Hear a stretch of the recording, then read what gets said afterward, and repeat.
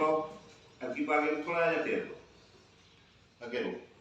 अगर छड़ गया या काम कर गया तो थोड़ा जिहा होर तेल दो।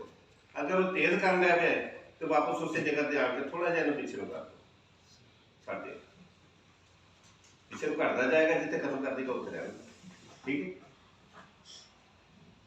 इत्थे लगा होंदा है वाल, एडजस्टमेंट वाल, जिन्हें यानी कि असीं प्रैशर कंट्रोल वाल भी कह लेंगे। हाँ जी, उन्होंने तुसीं अगर मैं तुहानूं दस्सिया कि पूरा बंद कर दो तो फिर थोड़ा 2 चक्कर खोल लो। उस तो बाद थोड़ा थोड़ा करके ना एक बंदा उत्ते प्रैशर नूं अपना स्क्रैप नूं थल्ले उत्ते करे तो दूसरा बंदा जिहड़ा है वो पिछों नूं वाल नूं कंट्रोल करे। जिथे दोनों साइडां ते तुहाडे नज़र दे मुताबिक बराबर काम करेगा उत्थे होगा। ठीक है। तो बाकी इस चीज़ को तुसीं नहीं छेड़ना, जिहड़ियां दोनों चीज़ां ने इन्हां काबलियत तुसीं नहीं करना।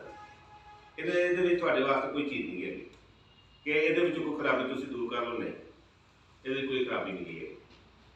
ठीक है, इन्हूं खोलना ही नहीं। और जी